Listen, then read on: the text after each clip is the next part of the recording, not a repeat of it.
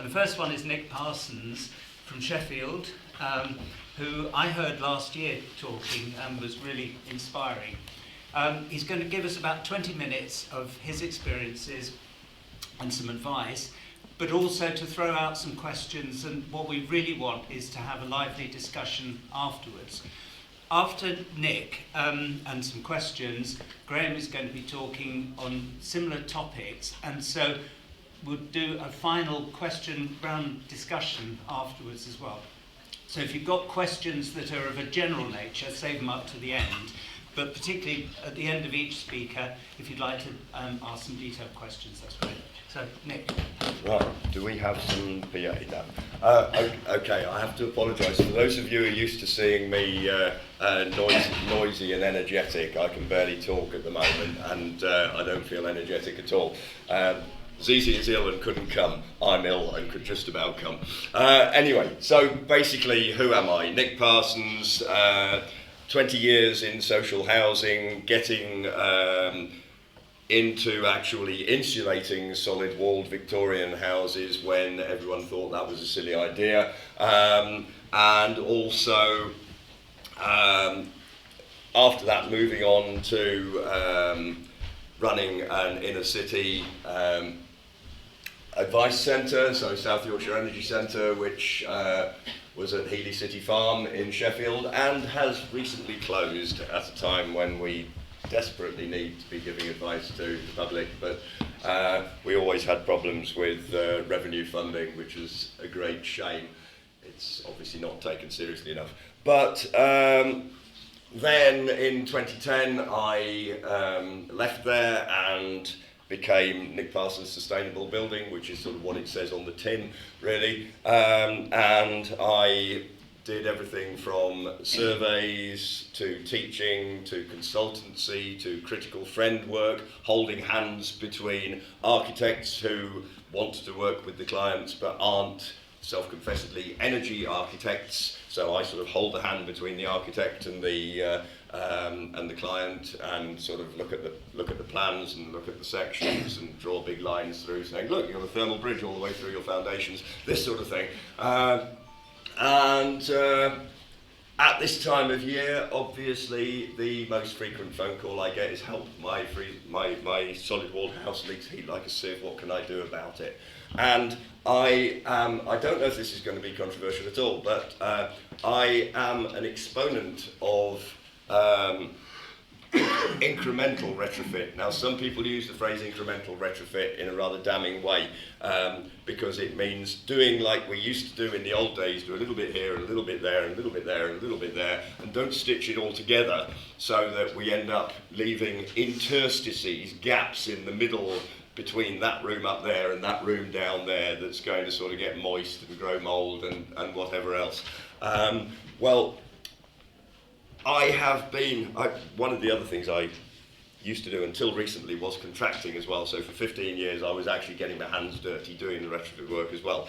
But only during that time, only 2 houses was I let loose on ripping the whole thing out and starting from scratch and doing the whole thing. In every other situation, I was doing bits at a time. And the important thing is to work the bits together so that ultimately you're going to do the whole thing. Don't plan to do part of it, plan for the whole.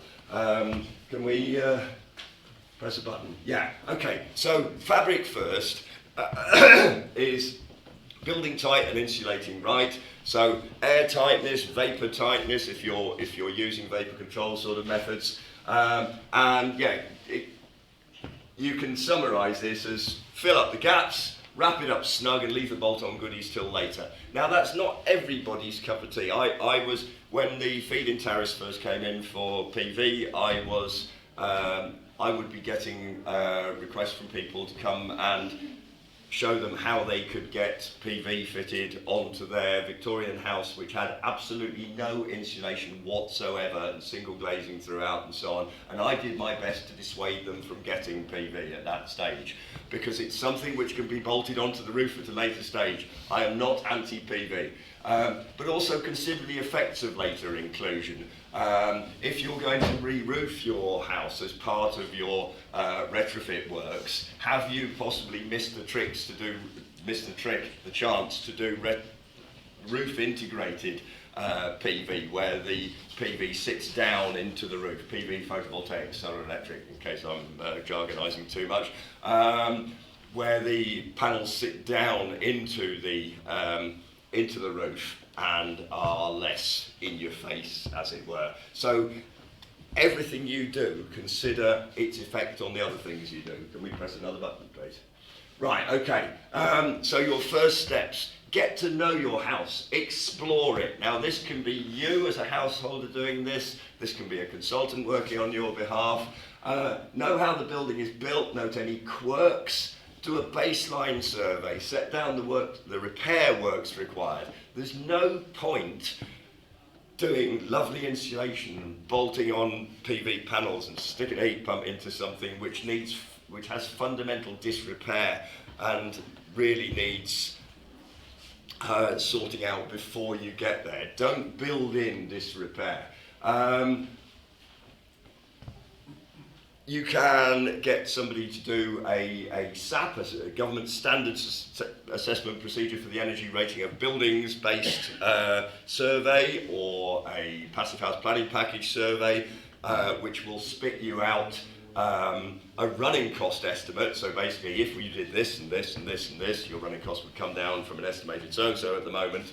I know fuel prices are going so mad, you can't nail down a figure fast enough because it keeps moving. But you can then say, if you do a full heat loss calculation, you can then say, right, having done these works, it should cost you, all other things being equal, it should cost you so much to run. I don't do that because, although I do occasionally work for organisations and use their SAP-based software, generally I just do what I call elemental surveys. So basically I'm looking at each element of the building and saying, what is the U value? What's the thermal conductivity of that as it stands? What thermal conductivity would we need to achieve to comply with the building regulations? How much better could we get it than that? And while we're doing that, are we building any risks in by achieving those low, good U values? It's thermal conductivity. You're measuring how well the heat is disappearing out through your house. So you want it to disappear out very badly, don't you? You want it to stay in here. Lower is better. Consider the risks. So are we, by insulating and making everything really tight, have we designed in our ventilation system? If we haven't designed in our ventilation system, we're probably going to get condensation and mold growth. One of the things I'm noting a lot in recent surveys is that people have, in order to try and cope with their increased fuel bills, they've dropped their typical temperatures 2 or 3 degrees, and they are getting a lot more condensation and mold growth than they had before, so we're reaching the dew point. So we want to look at initial repair items, we want to look at the energy performance and air tightness upgrading. Air tightness, don't get mixed up or don't get scrambled by the concept of air tightness with breathability. Breathability is not about the movement of air, it's about the ability of building materials to beneficially pass water vapour to and fro. So you can have an airtight, breathable building, and in some ways that's what we may be looking for. We will use lots of materials which aren't necessarily breathable. A lot of the ones you'll get at mainstream builders merchants won't be necessarily breathable, but there are various options. Plan for everything, plan for the whole house renovation, even if it's not all to be done at once, and then that becomes a planning tool and a checklist. There you go. So, note any quirks. Well, this one on the right-hand side, this is one of the ones which I was lucky enough to be able to, with a team of people, get my hands dirty and renovate the whole building. But the client said, we don't want to change this frontage, apart from the fact that rendering was tweaked up. They didn't want to change the frontage. They didn't want to do external insulation, which they could have done at that point. It looks rendered. After external insulation, it would still look rendered. But they wanted to keep that as more or less as it was. So that is internally insulated with 100 millimetres of wood fibre. The rest of it is externally insulated, and some of the quirks are the fact that this has got stone quoins on the corner. We made it fatter on the gable wall by nearly 200 millimetres, and that could look really, crap, couldn't it? Yeah. I learned, and I've just done this on my house, how good fall pipes are for deceiving the eye. So that photograph happened to be taken before the house was complete. We haven't got half a fall pipe. But basically that sticks out a long way. But just by sticking a fall pipe in the corner, it distracts the eye from the fact that it looks fat, in my view.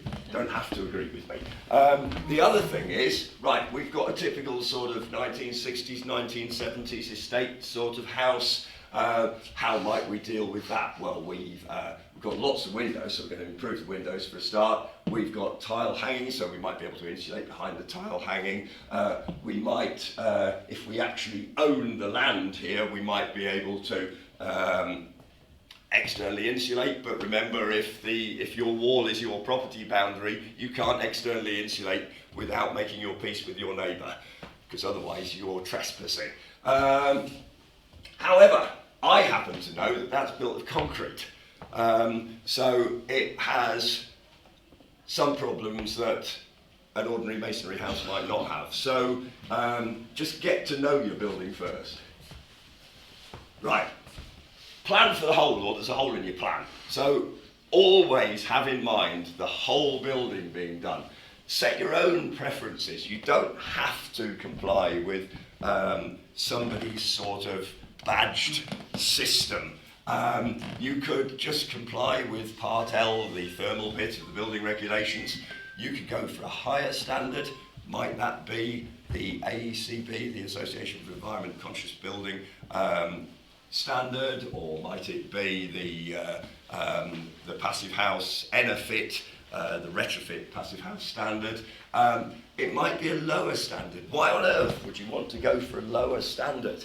Well, it might be that if you're doing internal insulation, for example, the warmer you make the house, the colder you make the wall, and therefore there is a point at which the wall may be cold enough. If you insulate it a lot, the wall may be cold enough for condensation to occur. Basically the dew point, which used to occur on the outside of the wall, and water vapour would turn to liquid on the outside or near the outside of the wall, and it would just waft away. In really frosty weather it might cause a bit of damage to your pointing, but if you insulate and you draw that into the room, you might well have condensation on your wall, between the wall and the insulation, at a point where all the timber joists are built into the wall, the timber lintels are there, grow mould behind your linings and so on. So there may be certain circumstances in which you don't even meet the standards set down by the building regulations. You have to make your peace with the building control officer, because they don't have to say, yes, that's fine for you to do it. But if you've got older buildings, generally there's a bit of a get-out clause, which basically says if a building was built with materials which were designed to allow the permeability of moisture, then some leeway may be allowed so that you don't end up using methods of insulation, vapor control methods of insulation, which are totally out of character with the way the building was built. Can't really see these pictures, but we've got internal insulation with wood fibre. We've got various choices of insulation. So we've got recycled cotton, looks like shredded jeans, because that's roughly what it is.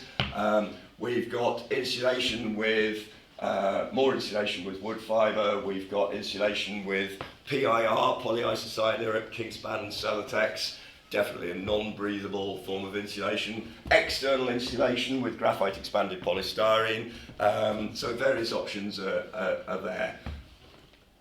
Okay, as I say, some people suggest that if you do retrofit in bits, it will inevitably lead to an imperfect result, and it'll have gaps, it'll perform badly. There is a thing which energy geeks talk about called the performance gap, which is basically you've modelled your retrofit in perhaps a SAP-based or a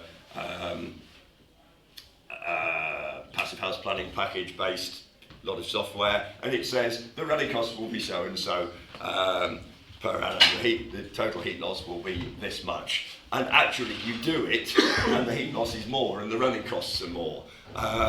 Well, that's because, or that can be because, you have not done it properly. You've left gaps. So you said, well, our walls all have a U value of building regs compliant U value of 0.3 watts per metre squared K. Well, that's fine, but does that bit up there where you're going between the floors, does this bit down there where you've had to slim it down because otherwise you'd have to go sideways through all the doorways, that sort of thing. Most of us will never be able to afford to do our houses all at once. I'm currently in year 36 of an incremental retrofit. So, plan for the hole, plan the connections. When I've insulated my room down here in the corner downstairs, what am I going to do? I'm internally insulating on the most solid walls. I'm going to pull the ceiling back. I'm going to take the insulation up past the ceiling joists and up to the floor above. I've missed out a parge coat, but people can ask me about parge coats in a break. And then in 1 year's time, 5 years' time, 32 years' time, when I come to do the room upstairs, I lift up the floorboard and there is my insulation waiting to be tightly connected to. If it's a vapour control method of insulation, I will continue the vapour control layer. If it's just, if it's a breathable insulant, I will make sure that the insulation sits tight on the previous insulation. I will continue the lime plaster, for example, and all will be hunky-dory. Connect the connections. Make sure that the connections you plan to make, you actually do make. And along the way, manage the risks. Because what happens when your 8-room house, for example, has 7 rooms done because you've got there. You're doing really well. You've got 7 rooms insulated nicely, and the 8th room is not insulated at all. What's it possibly likely to be? Shouts from the floor. Condensation. Mouldy condensation? Yeah, it's a condensation dump. So particularly if you haven't finalised your ventilation system. Ventilation is a really critical part of all this. If you haven't finalised your ventilation system, you are going to have to make interim measures for ventilation as your house becomes tighter and tighter, because previously it was riddled with holes and whatever and there was too much air coming in. But the more you tighten things up, the more you have to have an intentional ventilation system. So it won't be that easy. Okay, who's seen the BEIS, the Business Energy and Industrial Strategy Best Practice Guidance for rooms in the roof, solid floors, suspended timber floors? I'm impressed, at least 3 or 4 people. Yeah, my general view is that virtually nobody has seen it. It came in, it was written I think in 2021, it sort of came in 2022, in a blaze of quietness. And I don't know, I'm not trying to be critical, but I found... Online there. I beg your pardon? Is that... This? Which one is it? I want to write it down. Sorry, the BEIS Best Practice Guidance. Thank you. So if you just Google or search BEIS Best Practice Guidance for retrofit, you'll find all these individual ones for internal insulation, solid walls, room in the roof refurbs, insulation, suspended timber floors, insulation, solid floors. And it's good stuff, and it's based on the PAS 2035, which is the scheme which basically came out of the disastrous Green Deal, where works were done down to a cost, up against a deadline, to pretty grim standards in some situations, and it has sought to have a very thought out system so that you don't get problems with it. But that best practice guidance exists and very few people have been told about it. So tell all your friends.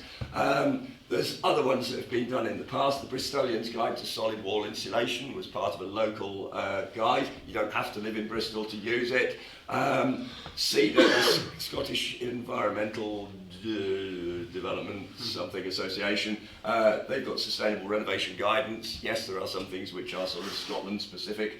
There's the Sustainable Traditional Buildings Alliance, their guidance wheel, which will sort of allow you to align various works that you might do, and it'll spit out answers saying, oh, you might have conversation risk here and so on. So that's really good as well. I think that's probably about me. Yeah. So getting airtight and making the connections. I talked about parge coats. If you're insulating, say with wood fibre insulation, don't do what we used to do 40 years ago when everyone was paranoid about even losing a ½ inch off the wall of a narrow terraced house. And they say, oh, you can't possibly lose 2 inches. So what we'll do is we'll buy back 3/4 of an inch by hacking off the plaster first. So what did we do? We took off a perfectly good airtightness layer of plaster and then made it all leaky, and then we put our insulation in the approved way at the time as recommended by the manufacturer. So if that's an 8 foot by 4 foot sheet of plasterboard, you go blob, blob, blob, blob, blob, blob, blob, dot and dab, dot and splot, and then splop onto the wall, and then you've got a lovely path for cold air to move behind the insulation. Thermal bypass, utter disaster. So it is possible, for example, to keep the original lime plaster as the parge coat and then just augment it where it wasn't originally, because the Victorians and older did not waste plaster behind skirting boards. They didn't plaster behind the skirting boards, they just nailed them on to timber plugs. And again, where you've taken down the ceiling mouldings. Heresy, you can't take down the ceiling mouldings. Well, you can when you're doing your wood fibre insulation, but then you get your local fibrous plasterer to remake them. So it can look really pretty. Right, that's roughly the idea that I'm talking about. So incremental retrofit, doing it either internally or externally, doing it with friendly materials or less friendly materials. There can be lots of arguments about, you know, whether you should be using petrochemical-based plastics and so on, but that's perhaps a question for another time. And for if you find me wandering around between sessions, you know, you can always ask me about that. Right, I'm going to shut up and ask if there's any questions. Right, thanks, Nick. That's brilliant. From the floor, questions for Nick, and as I say, stick particularly to his talk, and then we'll have the more general discussions later on. I couldn't do the outside of my house. It's 1920s and pretty. Yeah. But the rooms are big. Yeah. So is there a really thin, modern stuff that you could put on that would actually work? Right. The Nick Parsons rule of insulation: a thin thing tends to have the insulation value of a thin thing. There are some really modern ones. If you read the blurb for aerogel or space therm, you would believe that it's probably multiple times better than another insulant of a given thickness. Actually, it's a little bit better than, say, PIR, polyisocyanate, or Kingspan Solatex, but it's not that much more. It's also very expensive. It's unpleasant to use because it's based on silica gel. It's a powerful desiccant. You know, when we all get our sticky up the nosy COVID tests, they come with a bag of silica gel so they don't get wet and soggy. Well, aerogel is made with a similar thing. If you touch it, it sucks all the moisture out of your hands. It's really, really unpleasant to use and very, very dusty. So this wood fibre, yeah. The wood fibre? Yeah. Would I need about 4 inches to make a difference? Yes. Yeah. Sorry, I'm still old. Yeah. Yeah, so wood fibre, rigid wood fibre, flexible wood fibre in certain circumstances. Now, you might need about 4 inches. A lot of people will tell you that you probably shouldn't use more than, I'm going to go back to metric, 60 mil or 80 mil, because of this interstitial condensation risk, the risk of cooling down the wall too much. But basically you can get condensation risk assessments. The British Standard Glazer method condensation risk assessment is... Just stay with a brief one, yeah, so that we allow some other questions. Okay. It's okay. And there's more information downstairs if you want it later on. Thank you. More questions for Nick at this stage. Yes? Have you tried diathanite? I haven't, but I know people that have. Diathanite is an insulated plaster, lime-based, so it has the breathable qualities. It's often sprayed on, which is convenient and very expensive. It can be plastered on, but not in the thicknesses that you can spray it on. Yeah, absolutely nothing wrong with it at all, and it's really, really good for uneven walls where, you know, wrestling rigid wood fibre around a really uneven wall would be quite difficult, although there are ways. People can ask me about that. Yeah, diathanite's great. It does put a hell of a lot of moisture into the building structure because you're putting it on wet. And I know Green Building Store, the Green Building Company, they do retrofits and so on. They did find some drying out problems with some of theirs, just because so much moisture goes into constructing it. Okay, I think we'll stop there for questions for Nick. And can I introduce Graham? Would you like to come up?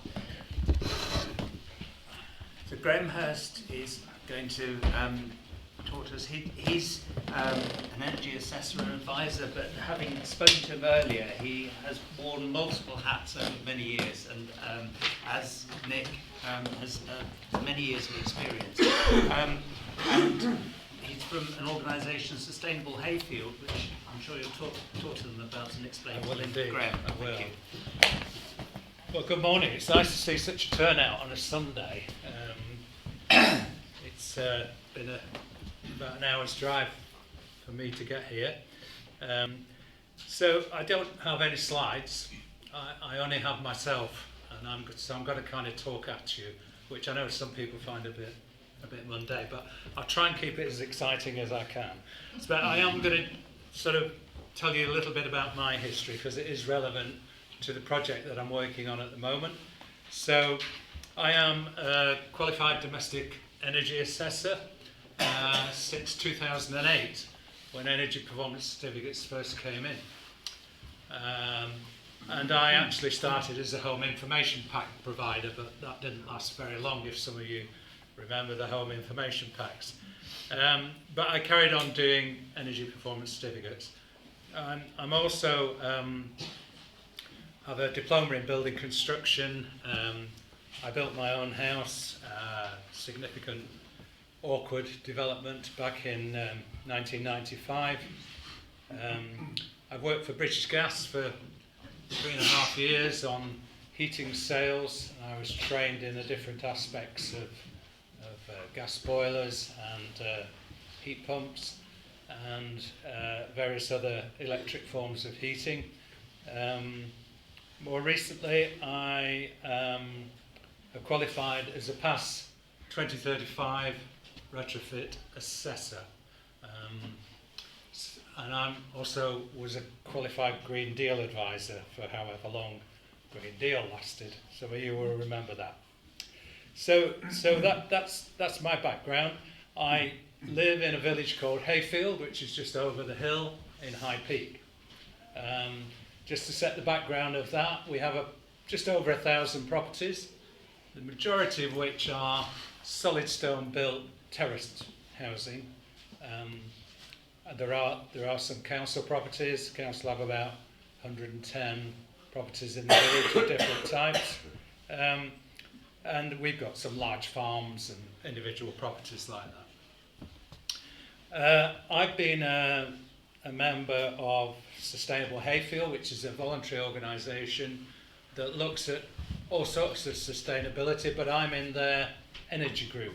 And so we've looked over the last 12 years or so at things that we could do to improve the education of people and provide things for the village. So some of the things we've done are we've got a group purchase scheme for solar panels. So I think people that participated in that got £800 to £1,000 off the cost because we were the group buying. We've done talks on electric cars, we've done talks on household automation systems. The last project I personally was involved in was a solar farm. We applied for a grant and got 40,000 off the government to do a feasibility study. We put what I thought was a very good plan together. However, our planners weren't so keen. So that was about a year and a half's work for me that sort of went down the Swanee.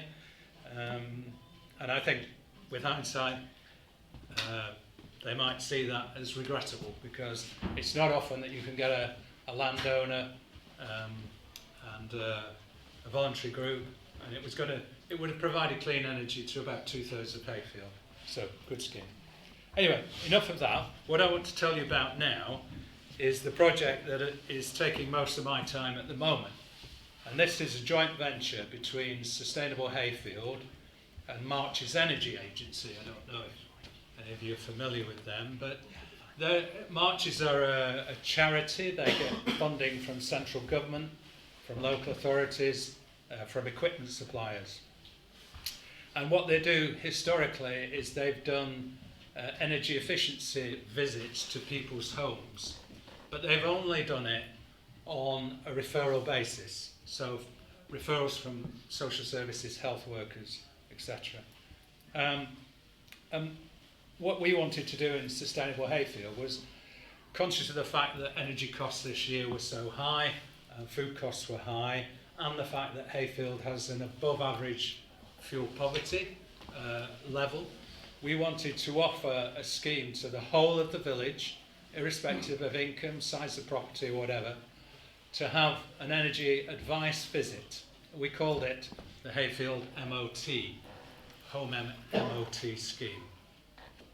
So what started, Marches were supposed to be doing this. So what we did was we got a leaflet together, we posted it through everybody's letterbox, and from about 1,000 leaflets delivered, we've got 125 responses. And so when we approached March's Energy Agency, we said, here we are, we've got this lovely list now of people that want this energy visit. And they said, well, we've only got 2 staff that cover the whole of Derbyshire, so it's good. You can see the kind of colour draining out of their face at the prospect of doing all these visits. So I said, okay, well, this is sort of up my street, so I'll come in and help. And of course, the net result is that I've ended up doing the whole lot. So to pitch where we are, I've done 70 visits, or very close to 70 visits so far since November, to a whole mix of properties, from a 1-bed council flat to enormous great detached stone properties. And what I do is I do the visit in 2 halves. Each visit takes approximately an hour and a half, give or take. And I say to people, okay, so we're going to do this in 2 halves. The first part is an energy advice, so I'm just going to talk at you. I'm going to talk about your property and the kind of things that you could do to your property to improve its energy efficiency, its airtightness, etc. And then the second part is a practical session where I've got a great big bag. I walk in with this huge bag of goodies like Father Christmas, and in there I've got every kind of draft stripping imaginable. I've got draft excluders for internal use, external use. I've got LED light bulbs. I've got radiator reflector foils. Those are the kind of things that I end up fitting. So it has a practical side to it. The feedback from the customers that I've been to so far has been really good, because it is really quite hard to get kind of independent advice on almost anything these days, because there's usually a motive of selling you something. So it's nice to be able to go in and to people's homes, talk to them one-to-one, and give them advice that would be difficult to get elsewhere. So what I do, I take a fabric first approach. So I say to them, okay, well, let's first of all look at we're going to look at your walls, the openings in your walls, your glazing, your doors. What can we do around that? So a lot of the conversation in Hayfield, of course, is about internal wall insulation. That is the elephant in the room for a lot of people. Then we talk about the roof, the loft, the rafter insulation, whatever that might be, and we talk about the floors. So we first of all look at the shell of the building, and then I move on to look at their heating systems, their control systems for that.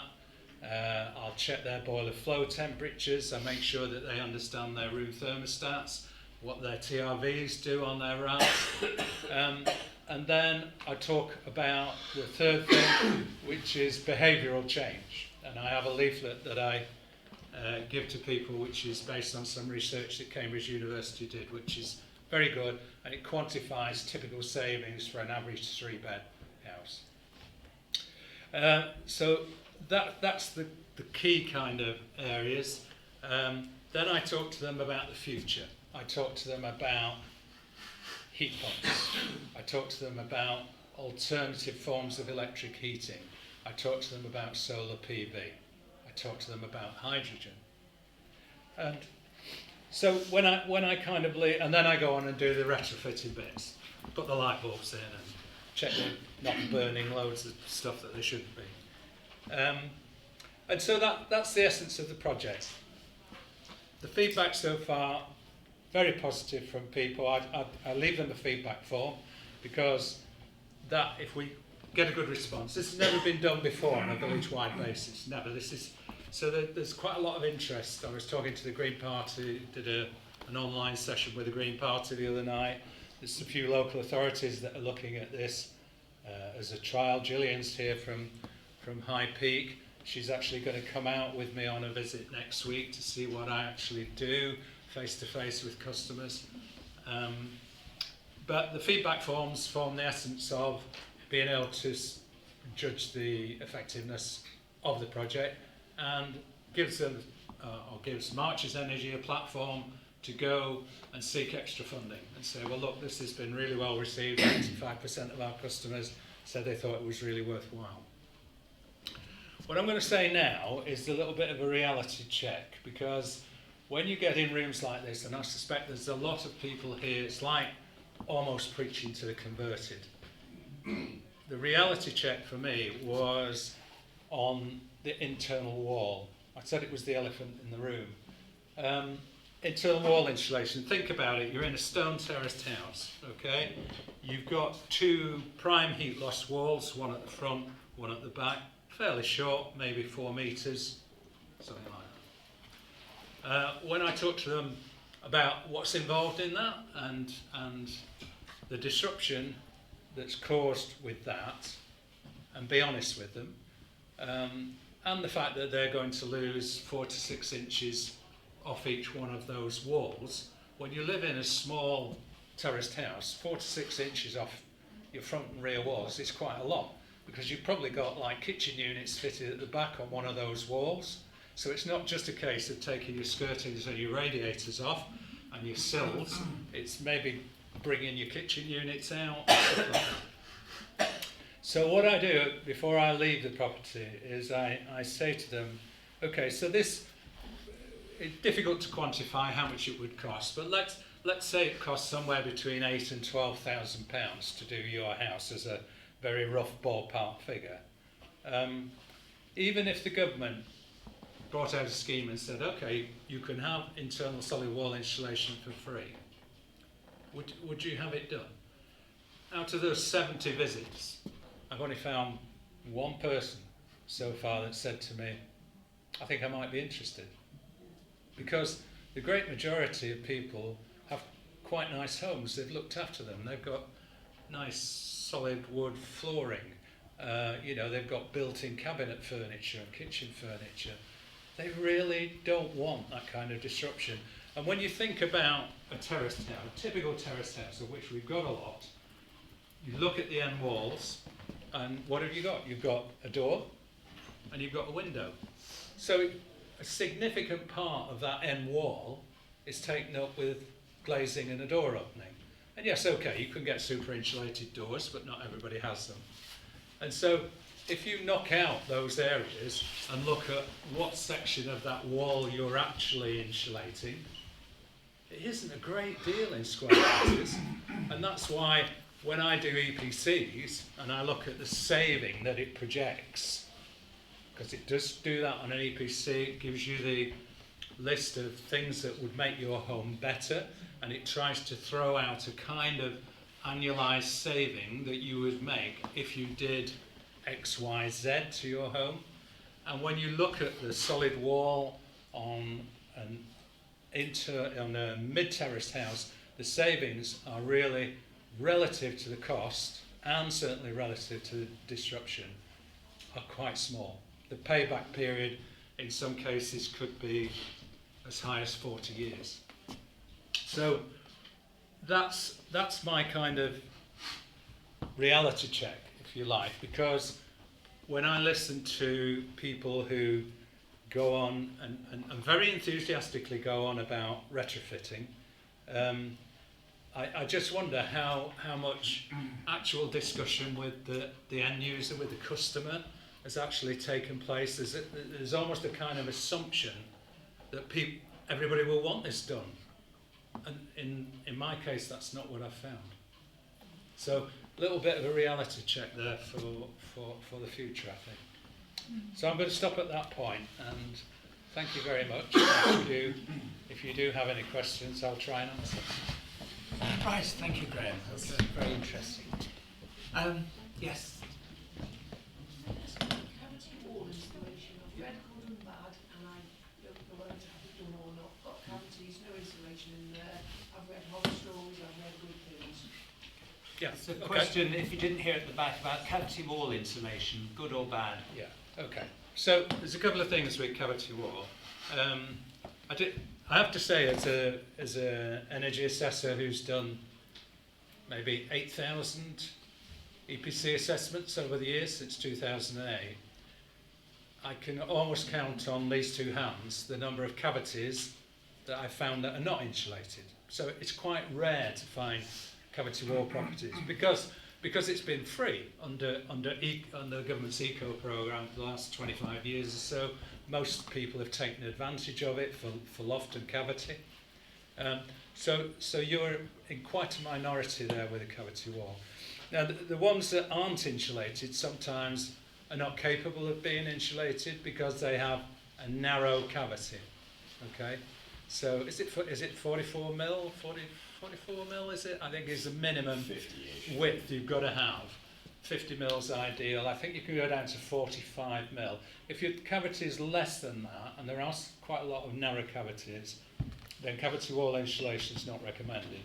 It's also not recommended if your property is in a high exposed situation, so if it's subject to driving rain, you know what I mean, if you've got a really exposed walls, seaside towns, not really recommended. So, because if you've got constant driving rain, particularly on a brick built property, you know, the rain will drive through that 4.5 inch thick external brick.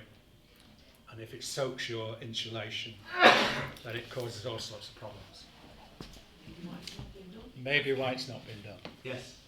Yeah, I was wondering if there are lists or registers of contractors who can carry out this kind of work. Okay. I've had an energy assessment done, but Right. I'm struggling to find contractors who I can trust Yeah. and who are skilled and knowledgeable enough to actually carry out the work. Okay. Okay. So you can go to a government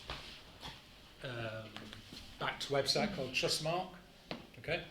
And Trustmark is the past 2035 that I mentioned is the qualification as a retrofit assessor that I've got. On the building side, there is another qualification called Past 2030. Past 2030 is a qualification for installers, and if they have Past 25 certification, they will be, or should be, registered with Trustmark, and so they are people that are committed to, that have undergone this qualification. They are committed to a high quality product and advice. So that I would recommend that. Thank you. Any other specific questions? Yes. Can you tell us something about the foam cavity wall insulation? It was in the news some time ago about a lot of people having trouble with it. Yeah, it was one of the early ones. It was called urea formaldehyde foam that they injected into it. I from a technical point of view, I can't tell you. I mean, our friend here is more geared up to that side of it. I can't tell you specifically about the problems or why you get problems in that. That'd be So, a sorry. good point for Nick to come up as well. Yeah. We can sort of broaden the discussion. Could you? I think you may be talking about more recent foams, uroformaldehyde 60s and 70s. Yeah. If you ever find it in your cavities, very, very friable. It just sort of ethereal, breaks away to nothing. And of course vented formaldehyde into your home, which is not absolutely ideal. However, don't get too heads up about that, because formaldehyde, terrible thing. Wood contains formaldehyde. But there are foams, polyurethane type foams now, which some people are using for cavities. There's open cell and there's closed cell. We've probably all heard, it's been in the news lately about building societies being very reticent to lend on houses which have had spray foam insulation in the roofs, particularly where it's been done by people that say, oh, your slates are slipping, never mind, we can squirt all this stuff on there, you have lovely insulation and your slates won't slip. And it's closed cell, but there are cracks appear in it, so you end up getting interstitial condensation within your roof construction, and then your rafters rot and things like this. Some people, there's somebody I know who installs open cell cavity wall insulation, foam insulation. I'm not that keen on it. He's very keen on it. He installs it. So we're destined never to agree. He knows we'll never agree on it. But if you're using foam insulation, going for open cell, so water vapor permeable, is probably better than going for closed cell. But it's not something I would use. If I were doing cavity wall insulation and the cavity was clear enough and we didn't have the driving rain and all the various preconditions that you need, I would use bonded polystyrene beads. So graphite expanded polystyrene, not the white bobbly stuff, but the grey bobbly stuff, which has a slightly better thermal conductivity, or lower thermal conductivity. Should we move on? Other questions, and particularly if you want to broaden it to territory of Nick and Graham? So when you're doing an assessment on a stone wall, would you be looking at the any interventions that have happened, like putting in cement mortar and cement plaster, so it's actually, so the wall is getting very wet and it's not able to breathe and disperse that moisture? Because if it's wet, it's going to be colder, isn't it? Would I be looking at if I'm doing an EPC assessment on If your you're doing property? Not a really. retrofit assessment. Well, I haven't done any retrofit assessments. The jury's out for me on retrofit assessing. The scheme looks complicated because you've got coordinators, assessors, designers, evaluators. It's got there's reminiscent of Green Deal bits in there as well. I'm not entirely on board with it. I don't want to register yet because I've got enough work on doing what I'm doing. I don't want to start doing retrofit assessments. I suppose I'd just jump in there You and say that's retrofit assessments, Yeah. but you can do retrofit assessments. I do retrofit assessments. I am not a retrofit assessor or coordinator or any of Could I just that. check out, was your question more of a technical one about, is it right to have cement mortars versus something else, or Well, was it? is this, so so I absolutely agree about the internal wall insulation, where it's especially older buildings which have got certain amount of thermal mass and all that sort of thing. But what people aren't aware is that sometimes with cement mortar and cement plaster, base plaster, that actually means that the wall gets wet, doesn't dry out, and that causes more heat loss. Is that something that you point out? A wet wall is a colder wall. Yeah, wet walls, colder wall. Yeah. Yes, I can would we- always so- be looking for lime. Let's move on. Yes. Have either of you had experience or have any opinions about retrofitting underfloor heating? No. No. That was an easy one, was it? Sorry. Yeah. It's the disruption element, isn't it? Again? Yeah. You quite have a bigger project if you're looking at your kitchen and you would maybe do it. But Yeah, I not, mean, I have a very suitable house, so just for doing that, I decided in the end to not do it. It just didn't seem worth the disruption. Cost. Any other questions or points? Yeah. The installation, you get these tubes for filling joints and traps. Is the installation similar to that, what you put in deep cavity? So squirty foam insulation, you're talking about expanding foam. Yeah. Yeah.